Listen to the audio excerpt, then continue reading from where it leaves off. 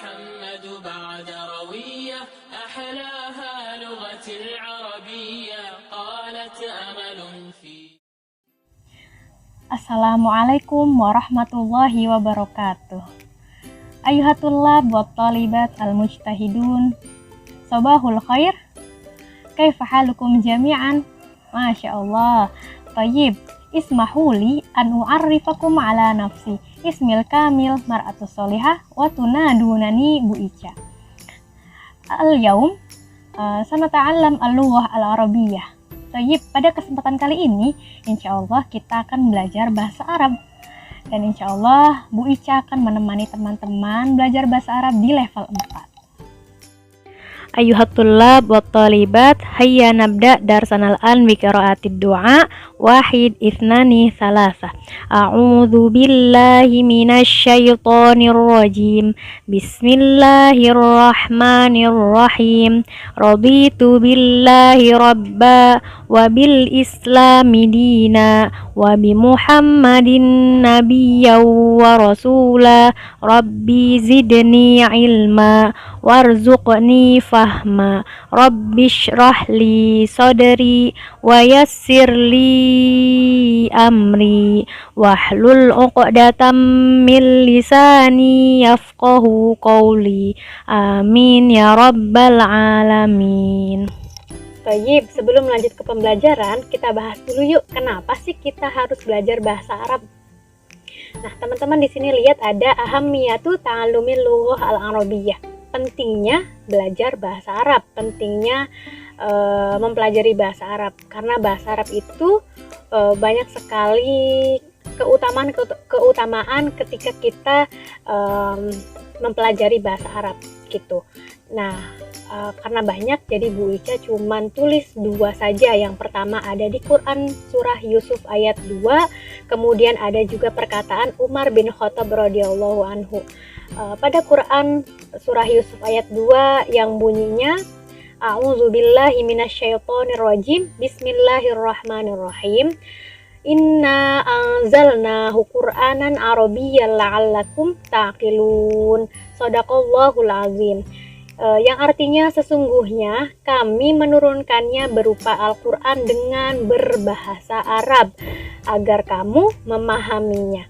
Nah, kalimat agar kamu memahaminya di sini dijelaskan lagi oleh Ibnu Katsir dalam tafsirnya, yang artinya karena bahasa Arab adalah bahasa yang paling fasih, paling jelas, paling luas kosakatanya, dan juga paling banyak makna yang banyak mengandung makna yang menenteramkan jiwa gitu. Ya betul Kak, memang banyak sekali keistimewaan atau keunikan yang dimiliki oleh bahasa Arab gitu.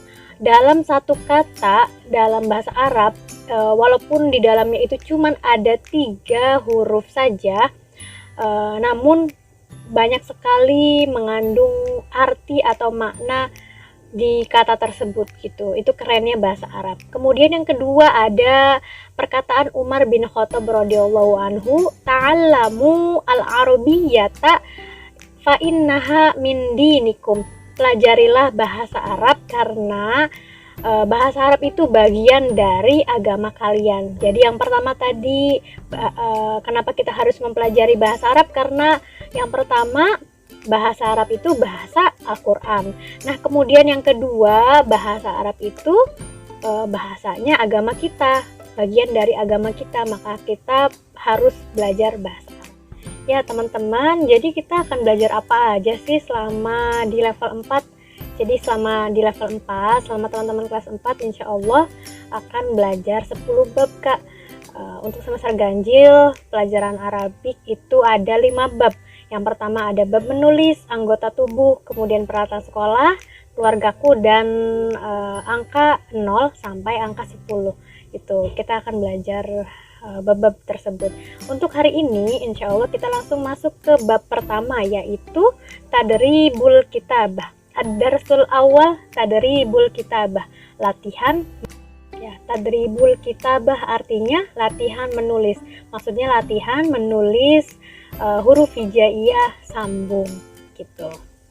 Nah, langkah-langkahnya apa aja sih ketika kita ingin menulis huruf hijaiyah sambung?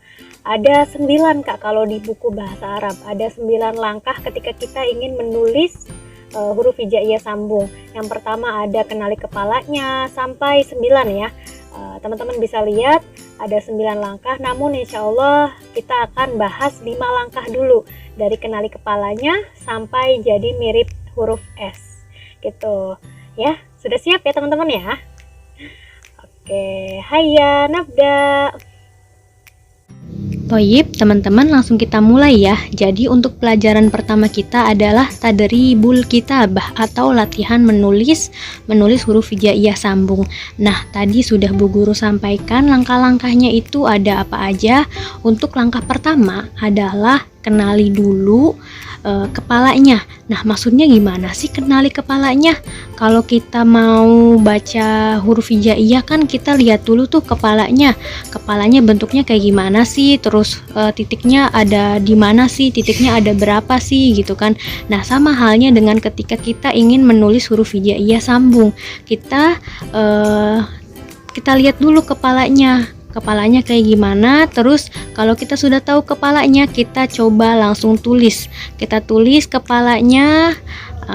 Untuk huruf pertama kita tulis kepalanya, huruf kedua kita tulis kepalanya juga, lalu huruf ketiga baru kita tulis semuanya. Selanjutnya langkah kedua yaitu kanan oke, kiri no. Maksudnya apa sih? Maksudnya adalah ada di langkah kedua ini ada beberapa huruf yang hanya mau disambung dengan huruf lain yang ada di sebelah kanannya. Artinya tidak mau disambung dengan huruf yang ada di sebelah kirinya. Hurufnya ada berapa? Hurufnya ada 6, yaitu alif, dal, zal, ro, zai, dan wawu. Kemudian contohnya itu ada kho, ro, ja. Kho huruf yang ada di langkah pertama yaitu ambil kepalanya ketika berada di awal kata, ambil kepalanya saja. Kemudian huruf ro di sini langkah kedua yaitu huruf yang tidak bisa disambung dengan huruf lain yang ada di sebelah kirinya. Kemudian huruf ja kembali ke huruf asal atau tulis semuanya. Lanjut ke langkah ketiga yaitu pindah titik ganti nama. Maksudnya gimana sih? Maksudnya itu di langkah ketiga ini ada beberapa huruf yang punya tubuh atau bentuk sama ketika di awal dan di tengah kata. Hurufnya ada apa aja? Hurufnya ada ba, ta, sa, nun, dan ya. Nah, bedanya itu cuman ada di titiknya aja, ada yang titiknya 1, 2, dan ada juga yang 3. Nah, contohnya nih ada huruf ba dan huruf ya. Ba di awal, di tengah itu sama, ya di awal dan di tengah itu sama, yang membedakan itu hanya di akhir katanya. Kembali ke huruf asal. Selanjutnya langkah keempat, hanya ada satu huruf yaitu huruf H, beda tempatnya maka beda pula bentuknya. Maksudnya di sini adalah huruf H ketika di awal kata akan berbeda dengan huruf H ketika dia berada di tengah atau di akhir kata. Bahkan ketika huruf H-nya itu di akhir kata dan sendirian, lalu sebelumnya itu ada huruf alif, dal, zal, ro, zai atau wawu, maka huruf H-nya juga akan berbeda bentuknya. Nah, sekarang kita lihat ya contoh dari huruf H sambung. Ada 4 contoh yaitu hamasa, sahaja, fakiha, dan yadahu. Di sini huruf H-nya beda-beda ya karena tempatnya beda-beda. Nah, di sini huruf H di awal kata bentuknya seperti itu, kemudian huruf H di tengah bentuknya juga beda atas bawah, dan untuk huruf H di akhir kata itu ada dua macam, yaitu yang pertama nyambung, yang kedua itu huruf H-nya bulat terpisah karena sebelumnya itu ada huruf dal. Selanjutnya langkah kelima yaitu huruf kaf. huruf kaf apabila ditulis di awal dan di tengah kata maka akan berubah mirip seperti huruf S, dan bila di akhir kata maka kembali seperti semula, yaitu seperti huruf asalnya. Dan ini contoh menulis huruf kaf. Ada huruf kaf di akhir kata dan huruf kaf di awal kata. Untuk huruf kaf di awal kata ada kutiba. Huruf kafnya mirip seperti huruf S karena berada di awal kata. Dan untuk huruf kaf di akhir kata ada barokah. Huruf kafnya ditulis kembali seperti semula. Teman-teman, berikut contoh cara menulis huruf hijaiyah sambung di buku tulis ya. Perhatikan nih, ada huruf yang di atas garis atau artinya dia tidak boleh ditulis melewati garis, tidak boleh melebihi garis nulisnya. Dan ada juga huruf yang ditulisnya di bawah garis gitu. Jadi diperhatikan betul-betul cara penulisannya ya. Teman-teman, hari ini untuk tugasnya adalah silahkan kerjakan latihan menulis pada halaman 7 sampai halaman 8 ya. Teman-teman boleh banget kalau mau mengerjakan latihan di halaman 2, halaman 3, 4, 5 sampai 6, minimal 1 atau 2 soal gitu untuk latihan mandiri. Namun itu tidak perlu dikumpulkan. Jadi yang wajib dikumpulkan hanya halaman 7 sampai halaman 8 saja ya. Bu Ica tunggu ya teman-teman ya. Sekian dari Bu Ica, selamat belajar ya teman-teman ya. Ma'anajah, ilaliko teman-teman. Assalamualaikum warahmatullahi wabarakatuh.